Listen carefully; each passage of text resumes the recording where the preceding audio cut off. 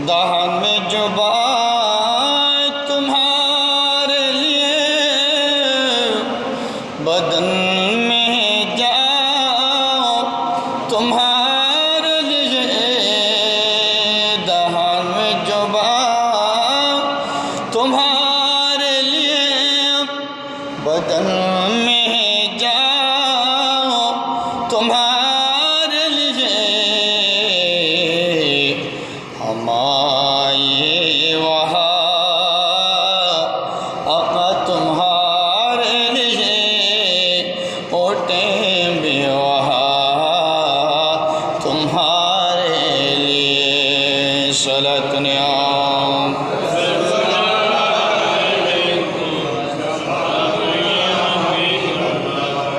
ज़मीन हो ज़मान आका तुम्हारे मकीन मका तुम्हारे लिए। सुनी न सुनाओ आका तुम्हारे लिए, बने दो जहां तुम्हारे लिए। सलात नियाम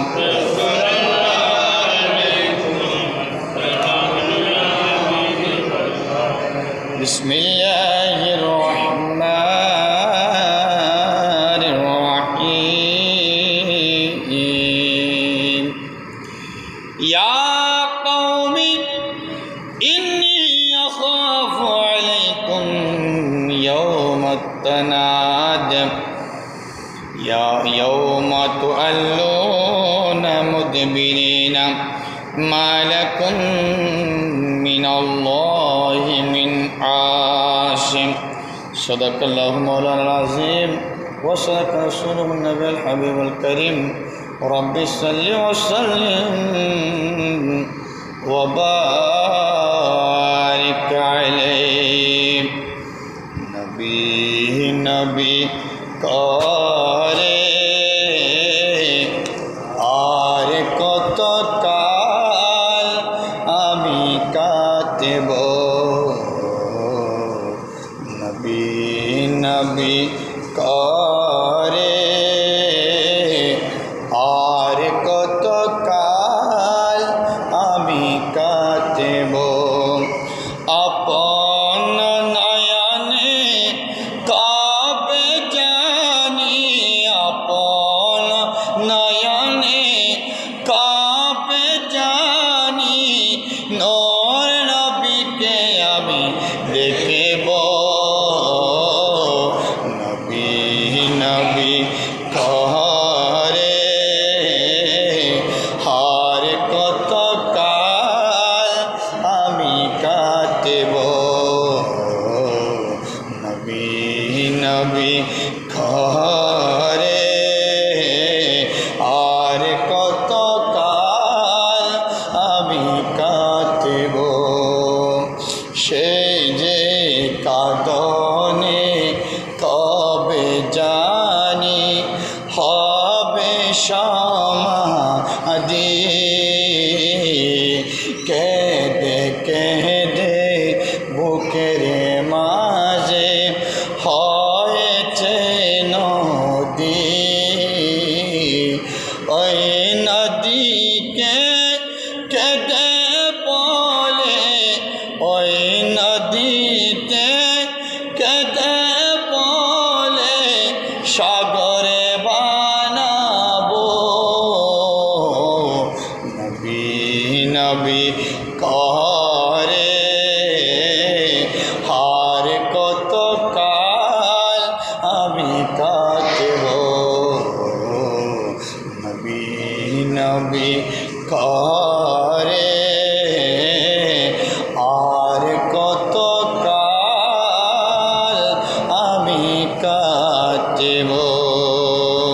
উচ্চস্বরে বলুন না সুবহানাল্লাহ। ঐতিহ্যবাহী চট্টগ্রাম জেলার সাতগাঁও থানাধীন 4 নং ওয়ার্ড ডালিপাড়া শাহী জামে মসজিদের আজকের জুমার দিনের উপস্থিততা সম্মানিত মুসল্লিবৃন্দ, বাবার বয়সী, ভাইয়ের বয়সী, জোয়ান নৌজোয়ান, কষি কষি মাছুম বাচ্চারা, পর্দার অন্তর থাকা মা বোনেরা, রাহমানি ওয়া রাহমাকুমুল্লাহ ফিদ দারাইন, আসসালামু আলাইকুম ওয়া রাহমাতুল্লাহি ওয়া বারাকাতুহু। সাথে সাথে ওই মহান রব্বুল আলামিন রব্বুল ইজ্জতের দরবারে অসংখ্য অগণিত শুকরিয়া জ্ঞাপন করতেছি যে আল্লাহ পাক রব্বুল আলামিন আমাদেরকে সুস্থ রেখে সবল রেখে আল্লাহর রহানে কাবার শাখা মসজিদে পাকের মধ্যে এসে বসার নামাজ আদায়ের জন্য সুযোগ দিয়েছেন। এই জন্য মওলা মুনিবের দরবারে একবার শুকরিয়া তান বলে আলহামদুলিল্লাহ। এবং সাথে সাথে ওই নবীর কদমের মধ্যে অসংখ্য গণিত দুরূদ আর সালামের নজরানা হাদিয়ানা পেশ করতেছি। রহমতুল্লিল আলমিন নবী উম্মতের কান্ডারি নবী গুনাহগার কাহরিদার সৈয়দুল মুরসালিন শফিউল মুজনিবিন ইমামুল মুত্তাকিন ইমামুল আম্বিয়া আহমদ মুস্তাফা মুহাম্মদুর রাসূলুল্লাহ সাল্লাল্লাহু তাআলা আলাইহি ওয়াসাল্লামের নূরানি কদমের মধ্যে অসংখ্য দুরূদ আর সালাম পেশ করে আলহামদুলিল্লাহ। পবিত্র জমাদুল আউয়ালের তৃতীয় জুমা আল্লাহ পাক রব্বুল আলামিন তার পবিত্র কুরআনুল করিম ফুরকানুল হামিদের 25 পারার 10 নম্বর পৃষ্ঠা সূরাতুল মুমিনের 32 এবং 33 নম্বর আয়াতে করিমার মধ্যে আল্লাহ ইরশাদ করেছেন যে হাসরের ময়দান সম্পর্কে, কিয়ামত দিবস সম্পর্কে, ইয়াউমুত তানাত তথা কিয়ামতের দিন সম্পর্কে, দিবস সম্পর্কে আল্লাহ পাক রব্বুল আলামিন এই সূরাতুল মুমিনের 32 এবং 33 নম্বর আয়াতে আল্লাহ পাক রব্বুল আলামিন ইরশাদ করেছেন, বিসমিল্লাহির রহমানির রহিম, ইয়া কওমি ইন্নী আখাফু আলাইকুম ইয়াউমাত তানাদ ইয়াউমা তুআল্লুনা মুদবিরিনা মা লাকুম মিনাল্লাহি মিন আসিম। উচ্চস্বরে বলুন সুবহানাল্লাহ। আমার আল্লাহ বলেন, ইয়া কওমি, ও আমার সম্প্রদায়, ও আমার দল, ও আমার উম্মতগণ, ইয়া কওমি, হে আমার সম্প্রদায়, ইন্নী আখাফু আলাইকুম, আমি তোমাদের ব্যাপারে ভয় করতেছি, পরোয়া করতেছি, আমি তোমাদের ব্যাপারে বেশি ভীত সন্তুষ্ট হচ্ছি যে আল্লাহ কোন বিষয়ে ভীত। আমার নবী জিজ্ঞেস করলো, আমার নবী বলল, ইয়া রাসূলুল্লাহ, আপনি কোন বিষয়ে আপনার উম্মতদের ব্যাপারে বেশি ভীত সন্তুষ্ট হচ্ছেন? তখন আমার নবী বলেন, আলাইকুম ইয়াউমাত তানাদ, যে হাসরের ময়দানে যখন সমস্ত উম্মতদেরকে একত্রিত করা হবে, ইয়াউমে তানাদের দিন তথা হাসরের দিন, কঠিন মুহূর্তের মধ্যে যখন সকল শ্রেণীর উম্মতকে, সকল উম্মতকে, সকল নবীর উম্মতকে তথা সকল মানবকে যখন একত্রিত করা হবে, ওই সময়ে আমার উম্মতের কোন অবস্থা হবে, অন্য নবীর উম্মতের কোন অবস্থা হবে, ওই কঠিন মুহূর্তের মধ্যে সমস্ত নবীর উম্মতেরা কিভাবে বাঁচবে, ওই বিষয়ে আমি রাসূল একটু ভীত সন্তুষ্ট হচ্ছি। উচ্চস্বরে বলুন সুবহানাল্লাহ। ইয়াউমা তুআল্লুনা মুদবিরিনা মা লাকুম মিনাল্লাহি মিন আসিম, কেননা ওই কঠিন সময়ের মধ্যে, কঠিন মুহূর্তের মধ্যে, ওই হাসরের ময়দানে কেউ কারো হবে না, কেউ কাউকে রক্ষা করতে পারবে না, কেউ কারো ব্যাপারে ওখানে কথা বলতে পারবে না। এমন কঠিন মুহূর্ত, এমন কঠিন সময় ওই হাসরের ময়দানে বিরাজমান করবে। উচ্চ আওয়াজে বলুন সুবহানাল্লাহ। তানাত, তথা হাসরের দিন, ইয়ৌমুল হাসর, তথা বড় কঠিন সময়ের দিন। বিভিন্ন নামে ওই হাসরের সময়কে, হাসরের দিনকে আখ্যায়িত করা হয়েছে। উচ্চস্বরে বলুন সুবহানাল্লাহ। তাহলে ওই হাসরের ময়দান, ইয়ৌমা তানাত, তথা হিসাব নিকাশের দিন, ওই সময়ের মধ্যে মানব সম্প্রদায় যারা, মানুষ যারা, তাদের জন্য একটা বড় কঠিন মুহূর্ত বিরাজমান করবে।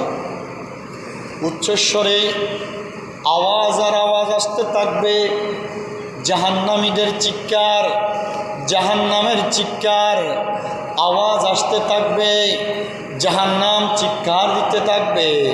জাহান্নামকে লোহার শিকল দিয়ে বেঁধে রাখা হবে। জিবরাইল আমিন ওই জাহান্নামের শিকড় ধরে থাকবেন। জাহান্নাম আওয়াজ দেবে, আল্লাহ আমাকে কবর দাও, আল্লাহ আমাকে কবর দাও, আল্লাহ আমাকে কবর দাও। তখন জাহান্নাম এভাবে আওয়াজ দিতে থাকবে, আওয়াজ দিতে থাকবে।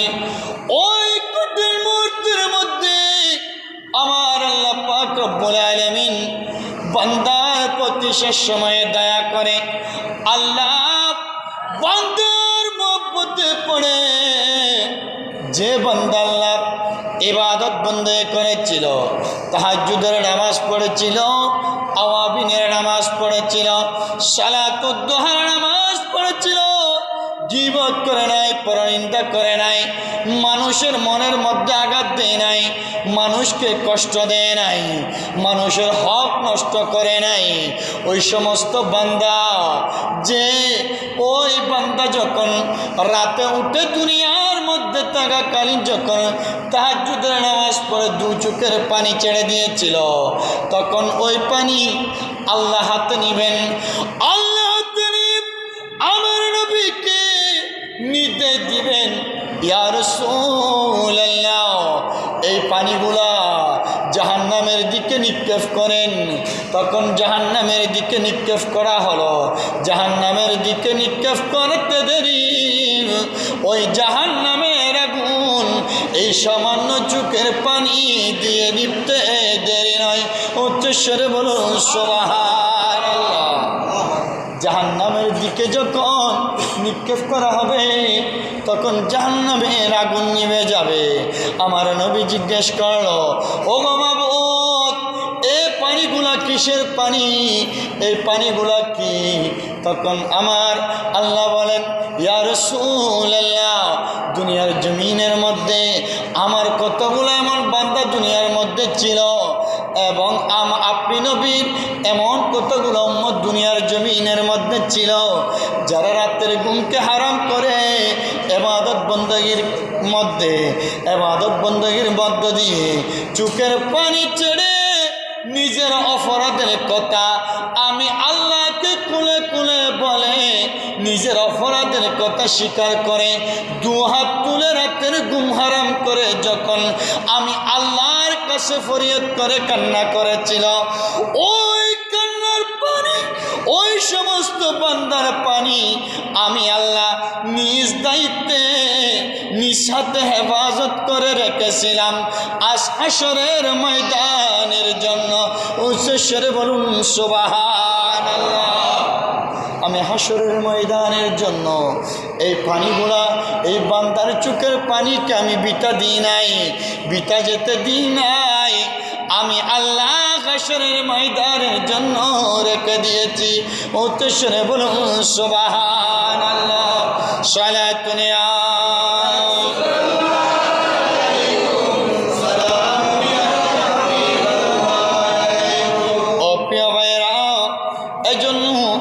ওই কঠিন মুহূর্তের মধ্যে, ওই হাসরের ময়দানে আমার আল্লাহ ওই উম্মতরা দলে দলে বিভক্ত হয়ে যাবে, মানুষ দলে দলে বিভক্ত হয়ে যাবে, জান্নাতীকে জান্নাতি হয়ে যাবে, জাহান্নামী জাহান্নামী হয়ে যাবে। এভাবে প্রত্যেক শ্রেণীর মানুষ আলাদা আলাদা হয়ে বাক হয়ে যাবে ওই হাসরের ময়দানে। উচ্চস্বরে বলুন সুবহানাল্লাহ। ওই সময়ের মধ্যে আমার আল্লাহ ওই বান্দাদেরকে আল্লাহ ডাক দিবে ইমামের নাম ধরে, ইমামের নাম ধরে তথা নেতাদের নাম ধরে। আপনি যে লোকের অনুসরণ করেছেন, আপনি যেই তরিকার অনুসরণ করেছেন, যেই মাযহাবের অনুসরণ করেছেন, ওই মাযহাবের নাম ধরে আপনাকে আমাকে ডাক দেওয়া হবে হাসরের ময়দানে। উচ্চস্বরে বলুন সুবহানাল্লাহ।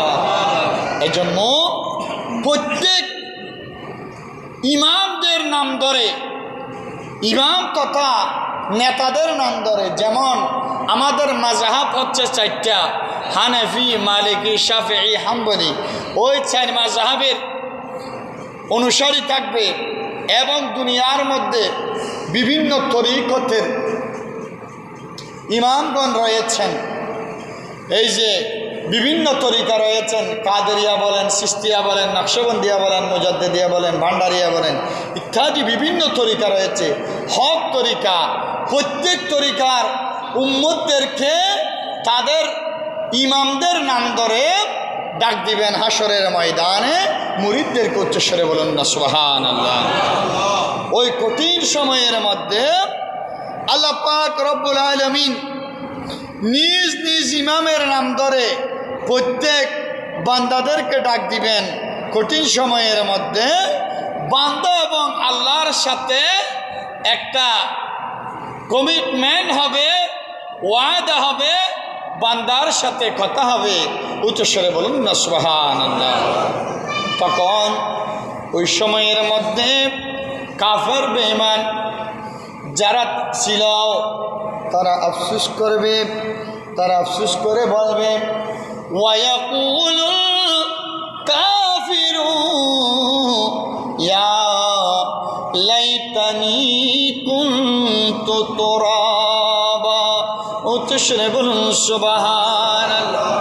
তখন কাফের বেঈমান মুশরিক তারা আফসোস করে বলবে, তারা বলবে হায় আমি যদি মাটি হয়ে যেতাম তাহলে অনেক ভালো হতো, কেননা আমি দুনিয়ায় ভালো কাজ করতে পারি নাই, দুনিয়ায় ভালো কাজ নিয়ে আসি নাই দুনিয়ার থেকে। আজ আমাকে বড় কঠিন মুহূর্তে মধ্যে ভুগতে হবে, শাস্তি ভোগ করতে হবে। এই জন্য আল্লাহ আমাকে আপনি মাটি বানিয়ে দেন, এভাবে আফসোস করতে থাকবে। কিন্তু সে আফসোস কঠিন মুহূর্তের মধ্যে কোনো কাজে আসবে না। উচ্চস্বরে বলুন সুবহানাল্লাহ। ওই কঠিন মুহূর্তের মধ্যে ওই আফসোস, কাফেরের আফসোস, বেঈমানের আফসোস, মুনাফিকের আফসোস আল্লাহর দরবারে কবুল হবে না। ওই হাসরের ময়দানে ওই কঠিন মুহূর্তের মধ্যে কেউ কারো হবে না ওয়ালা ইয়াসআলু হামিমা ওয়ালা হামিমা, কেউ কারো হবে না, কেউ কাউকে পরিচয় দিবে না। মা থেকে সন্তান দূরে সরে যাবে, সন্তান থেকে মা দূরে সরে যাবে, বাবার থেকে সন্তান দূরে সরে যাবে, সন্তান থেকে বাবা দূরে সরে যাবে, স্বামীর থেকে স্ত্রী পালিয়ে যাবে, স্ত্রীর থেকে স্বামী পালিয়ে যাবে। এভাবে কঠিন মুহূর্তের মধ্যে কেউ কারো হবে না, কেউ কাউকে সুপারিশ করবে না, কেউ কাউকে বাঁচাতে পারবে না। ওই মুহূর্তের মধ্যে ওই হাসরের ময়দানে আল্লাহর দরবারে সবাই কান্না করতে থাকবে, শুধু কান্নার আওয়াজ আসতে থাকবে। সবার মুখ থেকে একটা আওয়াজ বের হবে যে ইয়া নফসি ইয়া নফসি, আওয়াজের মাধ্যমে সবার জবান দিয়ে জারি হবে ইয়া নফসি শব্দ। কিন্তু নবী মুহাম্মদুর রাসূলুল্লাহ সাল্লাল্লাহু তাআলা আলাইহি ওয়াসাল্লামের জবান দিয়ে বের হবে উম্মতি উম্মতি। উচ্চস্বরে বলুন না সুবহানাল্লাহ। ওই হাসরের ময়দান ওটাই সংগঠিত হবে। আমার নবী হাদিসে পাকের মধ্যে ইরশাদ করেছেন যে 2টা জায়গার জন্য রাসূল দোয়া করেছেন যে আল্লাহুম্মা বারিক লানা ফি ইয়ামিনিনা ওয়া শামিনা, যে ইয়ামেন এবং শাম দেশের জন্য রাসূলুল্লাহ দোয়া করেছেন। ওই শাম তথা বর্তমান সিরিয়া, বর্তমান নাম সিরিয়া, ওই সিরিয়া এবং শামের মধ্যে আল্লাহ পাক রব্বুল আলামিন হাসরের ময়দানকে কায়েম করবেন। উচ্চস্বরে বলুন না সুবহানাল্লাহ। ওই হাসরের ময়দান কায়েম করার সময় ওই হাসরের ময়দান হয়ে যাবে সমতল, কোনো গাছগাছালি পশু পাখি বৃক্ষলতা কিছু থাকবে না, শুধু দেখা যাবে সাদা রুটির মতো সমতল জায়গা এবং শুধু সাদা দেখা যাবে, আর কিছু দেখা যাবে না। শুধু মানুষ আর মানুষ ওখানে দাঁড়াবে, শুধু দাঁড়ানোর জায়গাটা পাবে, নড়াচড়া করার সুযোগ পাবে না। উচ্চস্বরে বলুন না সুবহানাল্লাহ। আর সূর্য হবে এক হাত উপরে, দুনিয়ার আগুন থেকে, দুনিয়ার সূর্য থেকে লক্ষ লক্ষ কোটি কোটি গুণ, 70 কোটি গুণ ওই সূর্যের তেজকিয়া বেড়ে যাবে। এরপরে যারা বেঈমান কাফের মুনাফিক বেনামাজি, তাদের ঘামের মাধ্যমে যে সাগর হয়ে যাবে, ওখানে সাঁতার কাটবে, কান পর্যন্ত ওই সাগরের মধ্যে ডুবতে থাকবে, ডুবে যাবে বেঈমান কাফের মুনাফিকের কান পর্যন্ত, কানের লতি পর্যন্ত। এরপরে সবাই সাঁতার কাটতে থাকবে। এরপরে বেঈমান কাফের মুনাফিক যারা, তাদের মগজ টলটলে পড়ে, ওই মাটির মধ্যে পড়বে, পড়ার পরে আবার ভালো হয়ে যাবে, আবার সুস্থ হবে, আবার পড়বে। এভাবে আল্লাহ পাক রব্বুল আলামিন বেঈমান কাফের মুনাফিককে শাস্তি দিবেন। উচ্চস্বরে বলুন না নাউযুবিল্লাহ। এমন কঠিন মুহূর্ত, সেই মুহূর্ত হাসরের ময়দান, কঠিন সময়। কিন্তু আজ হাসরের ময়দান, যে আমরা হাসরের ময়দান দেখি নাই, কিন্তু 2020 এবং 21-এর মধ্যে যে একটা আমাদের দুনিয়ার মধ্যে হাসরের ময়দানের মতো, হাসরের ময়দান বলা যাবে না, একটা নমুনা আল্লাহ দুনিয়ার মধ্যে দেখিয়ে দিয়েছেন। 2020 এবং 21 সালে করোনাকালীন সময় দেখেছিলাম, আল্লাহ দেখিয়েছে যে নিজের সন্তান নিজের বাবার গোসল দেয় নাই, জানাজা পড়ে নাই, কাফন দাফন করায় নাই, মৃত বাবাকে রেখে নিজের সন্তান পালিয়ে গেছে, স্ত্রীকে রেখে স্বামী পালিয়ে গেছে, মাকে রেখে সন্তান পালিয়ে গেছে, স্বামীকে রেখে স্ত্রী পালিয়ে গেছে ঘর থেকে। কেন? একমাত্র রোগের ভয়ে, করোনার ভয়ে, শ্বাসের রোগের ভয়ে। ও বাবা, দুনিয়ার জমিনের মধ্যে যদি এই অবস্থা হয়, তাহলে হাসরের ময়দানে কোন অবস্থা হবে সেটা আল্লাহ বেখতর ভালো জানে, আল্লাহ এবং আল্লাহ রসুল ভালো জানে। আপনারা দেখেছেন, শুনেছেন, ঘরে কারাবন্দি রেখে যখন অসুস্থ হয়ে গেছে, করোনায় আক্রান্ত শুনেছে, তখন সবাই পালিয়ে গেছে, যে অসুস্থ হয়েছে তাকে। এমন কঠিন সময় আমাদের কাছ থেকে বিদায় নিয়েছে। আল্লাহ জাতিকে শিক্ষা দিয়েছেন, দেখিয়ে দিয়েছেন, ও দুনিয়ার মানুষ, পৃথিবীর জগৎবাসী, তোমরা দেখো দুনিয়াটা কত বড় প্রলোভনের জায়গা, কত বড় দুঃখের জায়গা, কত বড় নিষ্ঠুরতার জায়গা।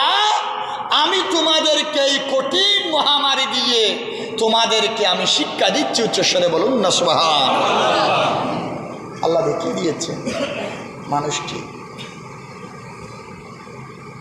যে আজ সেই সময় অতিক্রম করে আমরা এসেছি। হয়তো আরো কঠিন মুহূর্ত আমাদের সামনে আরো আসবে, যেহেতু কিয়ামতের সন্নিকট যখন যত করিব হবে কিয়ামত, তত দুনিয়ার পরিস্থিতি তত খারাপের দিকে চলে যাচ্ছে, চলে যাবে। যে যত করিব হচ্ছে কিয়ামত, যত কাছে আসতেছে, তত মানুষের থেকে রহমত চলে যাচ্ছে, মানুষের প্রতি দয়া চলে যাচ্ছে, ভালোবাসা মহব্বত আন্তরিকতা চলে যাচ্ছে, আদব চলে যাচ্ছে, স্নেহ চলে যাচ্ছে, সব কিছু রিজিক কমে যাচ্ছে, সব কিছু আস্তে আস্তে আল্লাহ তুলে নিচ্ছেন। কেননা কিয়ামতের পূর্ব মুহূর্তের মধ্যে ইমাম মাহাদি আলাইহিস সালাম আসবে, ঈসা আলাইহিস সালাম আসবে। আসার পূর্ব মুহূর্তের মধ্যে আমার নবী যে প্রায় 1500 বছর আগে যে ভবিষ্যৎবাণী দিয়ে গিয়েছিল, এই ভবিষ্যৎবাণী ঘটে যাবে। উচ্চস্বরে বলুন না সুবহানাল্লাহ। কবরে হাসরে কে হবে আমার, কবরে হাসরে কে হবে আমার, মুসিবত না পাই যদি, মুসিবত না পাই যদি করোনা তোমার, কবরে হাসরে কে হবে আমার, কবরে হাসরে। তাহলে ওই কঠিন মুহূর্তের মধ্যে কেউ কারো যখন সুপারিশকারী থাকবে না, আল্লাহ বলেন ফালান তাজিদা লাহু ওয়ালিয়াম মুরশিদা। আল্লাহ বলেন ওই কঠিন মুহূর্তের মধ্যে আমার নবী উম্মতের জন্য সুপারিশ করার জন্য দাঁড়িয়ে যাবে, উপস্থিত থাকবে। তখন আমরা উম্মতেরা আদম থেকে ঈসা পর্যন্ত সমস্ত নবীর কাছে এক একজন করে যাব, সবাই দেখা দিবে লস্তু হুনাকা, আমার পক্ষে সম্ভব নয়, আমার পক্ষে সম্ভব নয়, ইজহাব লিগায়রি, তুমি অন্য জায়গায় যেতে পারো। এভাবে আদম থেকে ঈসা পর্যন্ত সব নবীরাই একই শব্দ বলবে, আমাদের পক্ষে সম্ভব নয়, অন্য নবীর কাছে যাও। শেষ সময়ে যখন আমরা উম্মতেরা হযরত ঈসা রূহুল্লাহর কাছে যাব, তখন ঈসা রূহুল্লাহ দেখাই দিবে, ও নবীর উম্মতের দল, দুনিয়ার জমিনের মধ্যে এই হাসরের ময়দানে কঠিন মুহূর্তের মধ্যে কারো পক্ষে সুপারিশ করা সম্ভব নয়, একমাত্র ইমামুল আম্বিয়ার পক্ষে সুপারিশ করা সম্ভব হবে। উচ্চস্বরে বলুন সুবহানাল্লাহ। তখন সবাই আমরা ইমামুল আম্বিয়া রসুল পাকের কাছে উম্মতেরা চলে যাব। আনার নবী বলেন, ও আমার উম্মত, উম্মতি যাহাব লিগায়রি, উম্মত তুমি কোথায় যাচ্ছ, কোথায় যাচ্ছ? আনা লাহা, আমি রসুল তো আসি, উম্মত তুমি কোথায় যাচ্ছ? উম্মত তুমি আমার কাছে আসো, আমার বুকে আসো, উম্মত আমার বুকে আসো।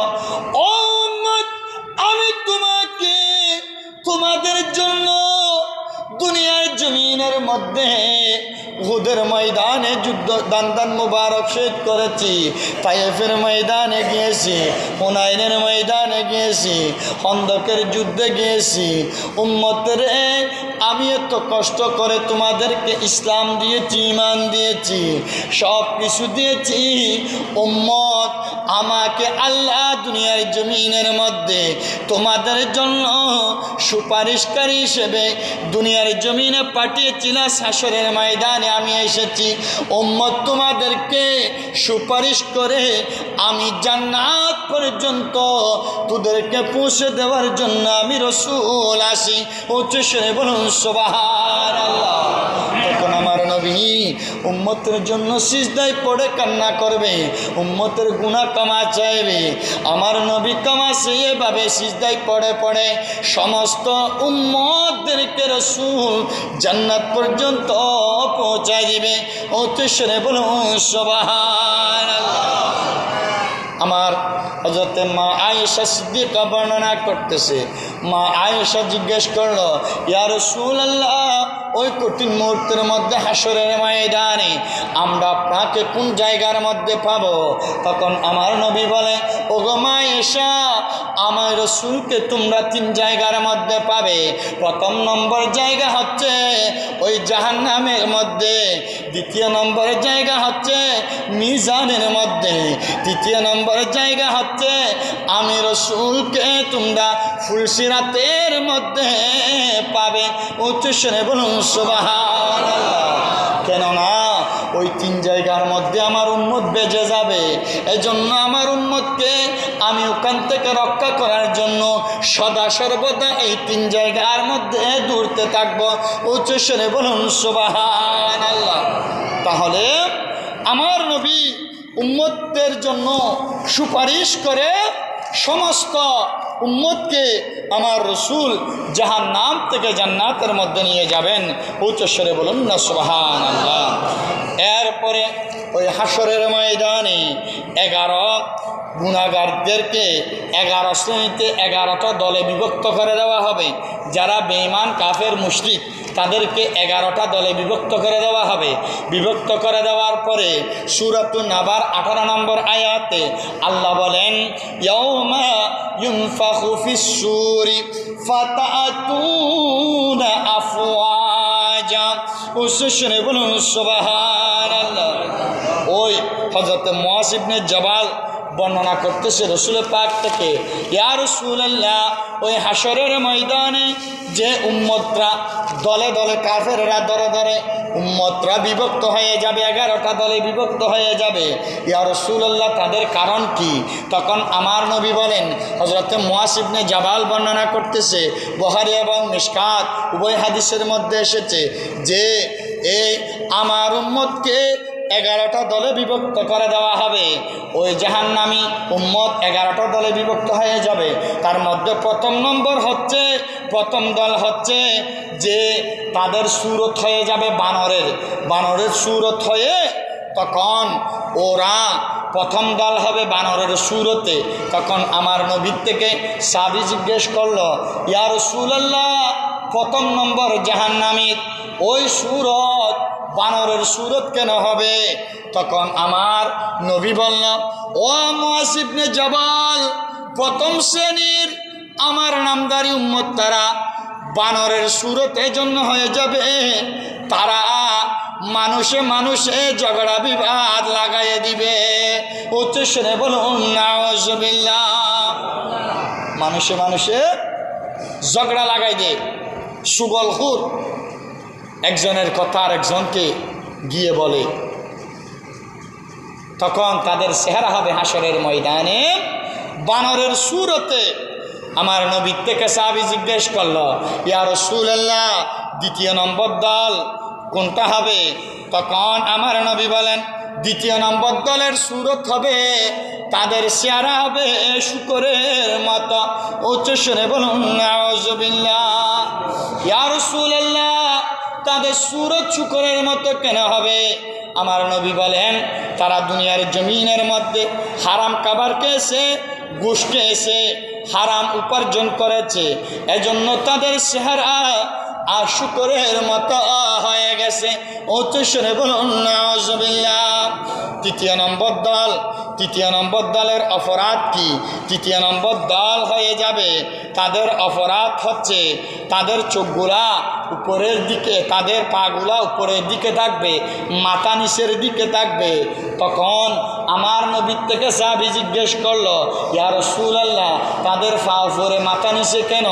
তখন আমার নবী বলল, ও সাহাবী, তারা ওই সমস্ত ব্যক্তি যারা দুনিয়ার জমিনের মধ্যে সুদ খেত, সুদ লেনদেন দুনিয়ার জমিনের মধ্যে করত।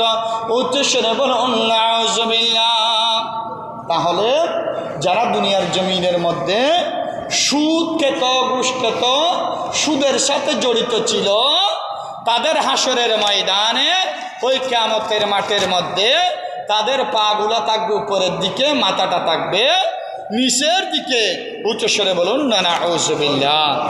এরপরে পঞ্চম নম্বর দল হচ্ছে যারা, চতুর্থ নম্বর দল হচ্ছে অন্ধ। অন্ধ কেন হবে?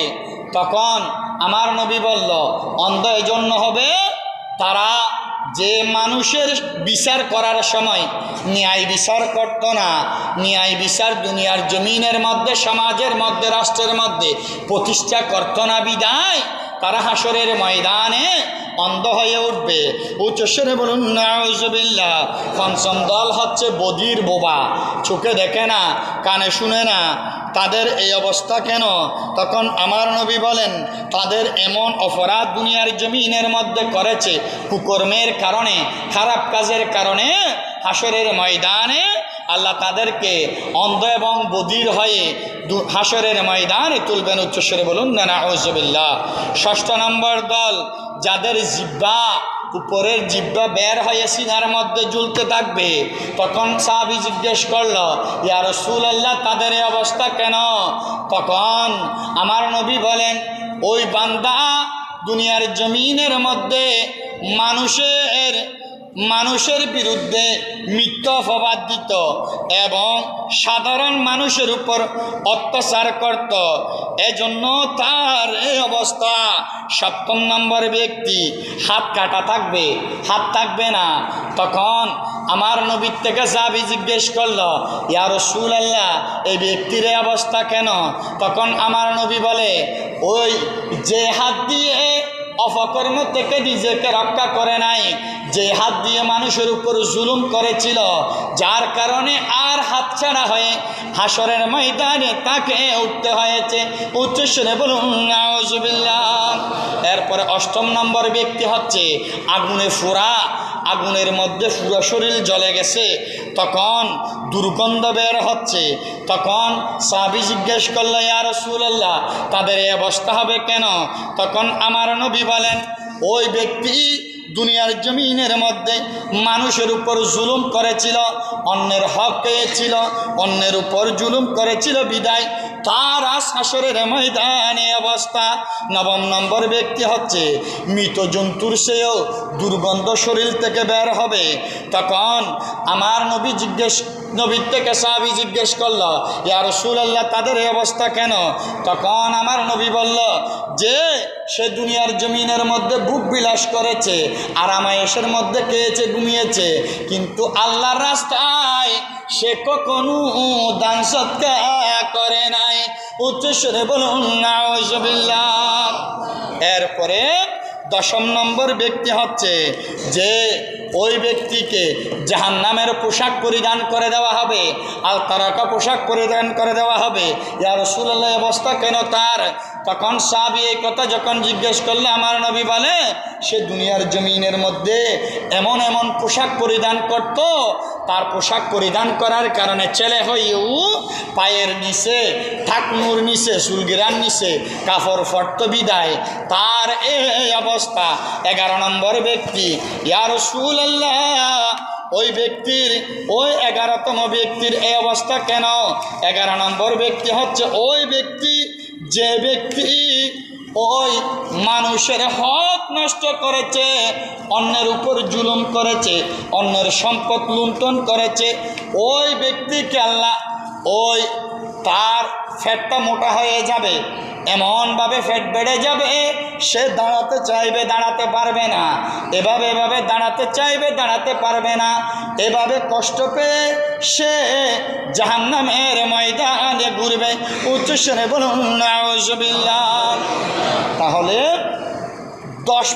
11 প্রকার মানুষ রসুলের উম্মত যারা অপকর্ম করে দুনিয়ার জমিন ছেড়ে চলে গিয়েছে, এই কাজগুলো করে গেছে, তারা 11টা দল হয়ে যাবে। উচ্চস্বরে বলুন না নাউজুবিল্লাহ। আল্লাহ যেন আমাদেরকে এই সমস্ত অপরাধ থেকে, খারাপ কাজ থেকে আল্লাহ আমাদেরকে হেফাজত করুক, রসুল পাকের আদর্শ মোতাবেক আমাদেরকে চলার তৌফিক দান করুক। যে এলহাম এসেছে, যে আঞ্জুমান আশেকানে গায়েবেদান মাইজভান্ডারে এই যে উদুরপাড়া শাখার মধ্যে আজিমুশান ঈদে মিলাদুন্নবী সাল্লাল্লাহু আলাইহি ওয়াসাল্লাম 8 ডিসেম্বর শুক্রবার অনুষ্ঠিত হবে। ওখানে প্রধান অতিথি হিসেবে উপস্থিত থাকবেন আওলাদ রসুল গৌসুল আজম মাইজভান্ডারি শাহ সুফি সৈয়দ ইরফানুর রহমান মিজান, শাহজাদান সিন মাইজভান্ডার, গাইবিদান দরবার শরীফ, এবং আরও উপস্থিত থাকবেন মৌলানা নিজামুদ্দিন চিশতি, এবং আরও উপস্থিত থাকবেন মৌলানা আবু ইউসুফ কাদেরি, উদুরপাড়া শাহী জামে মসজিদ। আপনাদের দাওয়াত দেওয়া হয়েছে, আপনারা আমন্ত্রিত। আরেকটা ইলহাম হচ্ছে আগামী 7/12/2023 রোজ সোমবার বাদ এশা ডালিপাড়া শাহী জামে মসজিদে খতমে গৌসিয়া শরীফ অনুষ্ঠিত হবে। আপনাদের সবাইকে দাওয়াত দেওয়া হয়েছে।